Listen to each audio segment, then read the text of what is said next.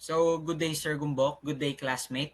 This is the recorded video presentation of group number 2 for the PLC application using XIE, XIO, and then OTE. So, before we proceed to the said application, let me introduce to you the table of contents of this PowerPoint presentation.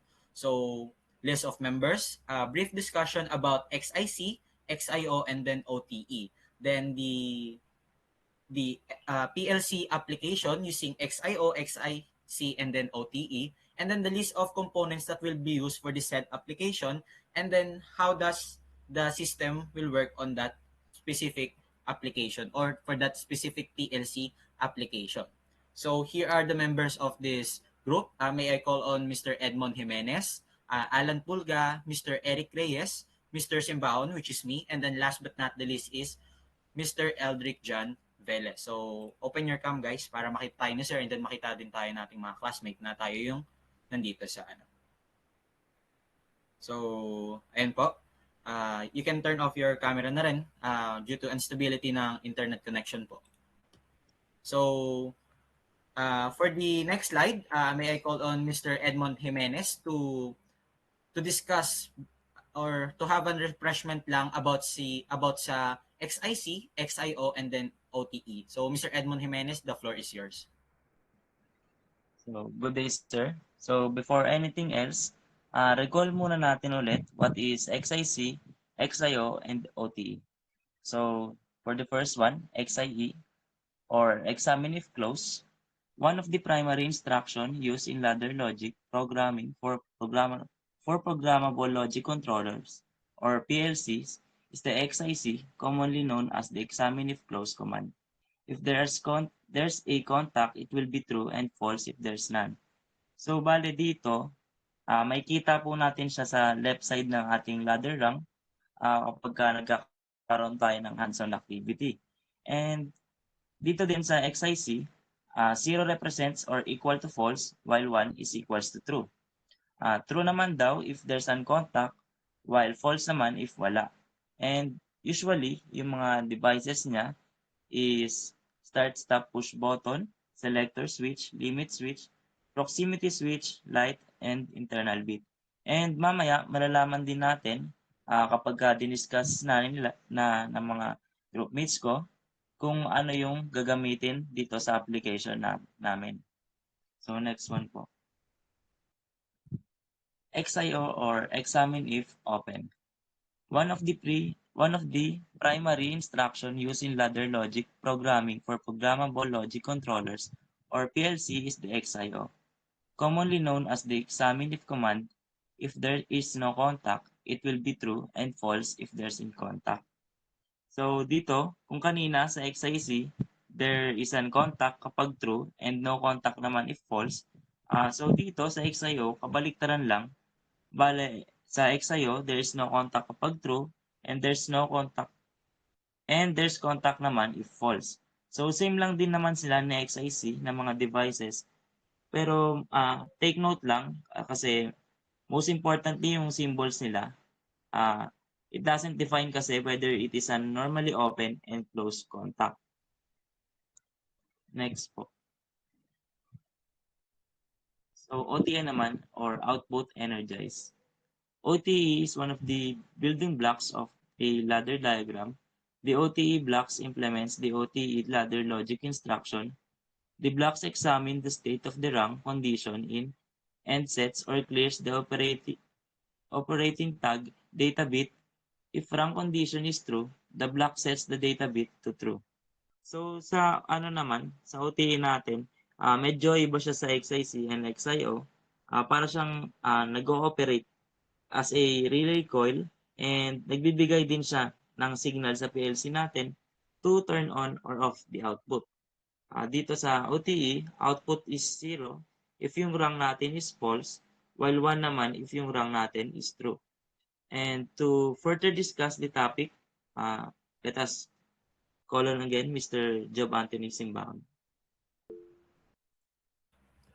So, thank you Mr. Edmond Jimenez. So, idagdag ko lang po regarding sa XIC, XIO, and then OTE natin is proper addressing is a must. Kasi kapag namali po tayo ng address doon sa mga dyan po sa ating XIC, XIO, and then OTE, or hindi po natin siya nalagyan ng address, maaaring hindi po gumana yung ating ladder diagram and hindi po natin mapagana yung application na ini-aim po nating gumana. So, next slide naman po is the application po na napili namin, PLC application using XIC, XIO, and then OTE, an automatic door open and close system using PLC. For this matter, may I call on Mr. Alan Pulga to discuss the said application. So, Mr. Alan Pulga, the floor is yours.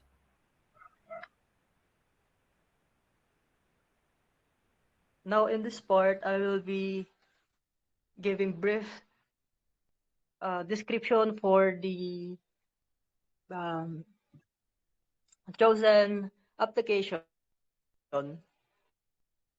for PLC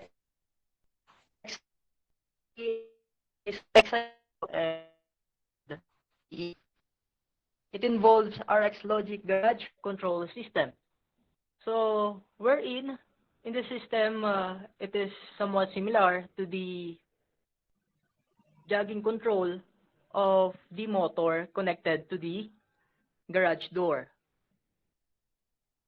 So we have here normally open push button for both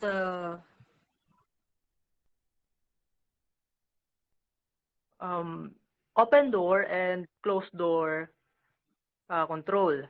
And we have normally close emergency stop also. Then, so dito sa system na to, once na pinrest natin at hindi natin binitawan yung button is continue nagagana yung motor. While kapag in-unpress natin yung button for either open or close is mag-i-stop yung movement ng ating motor. So that's it for the brief description of the option. Okay, thank you Mr. Alan Pulga. So, let's proceed naman po sa list of components of this said application. So, we cannot do or hindi naman natin magagawa yan kung wala tayong mga components na gagamitin. So, may I call on Mr. Eric Reyes to discuss the list of components of this said application. Mr. Eric Reyes, the floor is yours. So, thank you, Mr. Job Anton Simbawan. So, these are components para magawa natin yung automatic door open and close system using PLC.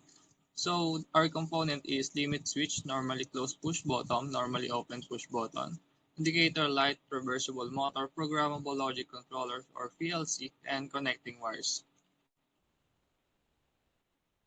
Palipat na po, Mr. Simbawan. So, the first component is limit switch.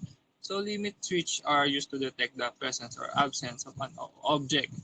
These switches were originally used to define the limit of travel of an object. As a result, they were named a limit switch. So we all know naman yung limit switch natin can be used to control machineries, to control system. So lagi lang natin tatandaan na yung limit switch is yung nagli-limit ng pag-travel sa isang object. So palipat na po.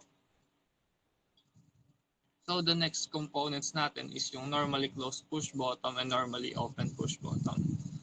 So brief explanation na lang. So yung normally closed push bottom natin, direct yung current niya dun sa circuit. While dun sa normally open push bottom naman, kabaliktaran siya sa normally closed push bottom. Kasi we need to press the normally open push bottom para dumalo yung current dun sa circuit. So yun lang, back to you, Mr. Simbakan. Indicator light. Indicator lights are a type of illuminating device that commonly used to signify that equipment that either receiving power of that there's some form malfunction. Yung indicator lights ay siya yung nagpapakita na gumagana yung system o device. Indicator light from the word itself acts as an indicator to device to show if the system or device are running or functioning. Next. Reversible motor. A motor creation that changes the rotational direction frequently from normal to reverse and vice versa. Therefore, this motor is called a reversible motor. Yung reversible motor naman is reversing the direction of the motor circulation. Suitable model for application where the motor switch direction frequently. Next po. So, Programmable Logic Controller or the PLC. Programmable Logic Controller or PLC is a ruggedized computer used for industrial automation. These controllers can automate a specific process, machine function, or even an entire production line. So, hindi naman na sa atin bago tong PLC since ang ating course kay Mr. Gumbok ay Programmable Logic Controller or the use of PLC. So formality purposes, i-discuss ko na lang din po a brief description lang kung ano ulit si PLC. So PLC are industrial computers with various inputs and outputs used to control a monitor industrial equipment based on custom programming. So meron tayong inputs and meron tayong outputs as well as meron din tayong programming enable for us to use and to create an output kay PLC. So si PLC will process the given information or the inputs, execute the instruction from the program which is the ladder diagram that will be used or magagamit natin siya through the simulation, then deliver the result or the outputs based on the provided information and then the written logic. So PLC operates in a repeating loop once the user determines the inputs and outputs. So next, wires and connecting wires. So it is a sentido common naman na kung bakit kailangan natin ng wires or connecting wires sa pagbuo nitong application na to para kailangan natin siya para mapagana natin yung circuit. Kumbaga, ito yung magko-connecta dun sa isang component to another component para dumalo yung kuryente or dumalo yung current na galing sa ating power supply. So next is the flowchart of the garage door ladder logic program that will be discussed by Mr. Alan Pulga. Mr. Alan Pulga, the floor is yours. Now let us proceed to the analysis of the flow chart of the garage door ladder logic program. So dito mag-ask lang ng question yung system sa atin as operators kung ano yung gagawin ng system natin. So at first, magtatanong yung system natin kung anong command ang gagawin ng motor natin for either up motion or down motion. So if proceed tayo sa may right side, if we want the motor to perform down motion of the door, magtatanong yung system natin kung naka-energize or naka-de-energize ba yung ating emergency stop. If no, so tuloy-tuloy yung current, pupunta naman tayo sa next question. If shutdown requested. If no naman, so babalik tayo sa pinakaunahan sa pagtatanong kung anong process ang gagawin ng motor natin. If yes naman, so dire-diretso na siya sa pag conduct ng process or movement na needed natin, which is yung motor down movement. So same lang din yung yung flow chart pagdating naman dun sa may motor up movement. So that's it for the flow chart of our garage door ladder logic program. Thank you. So thank you, Mr. Pulga. So this will be the end of our recorded video presentation. Thank you, sir. Thank you, classmate, for listening, and God bless. Thank you, everyone.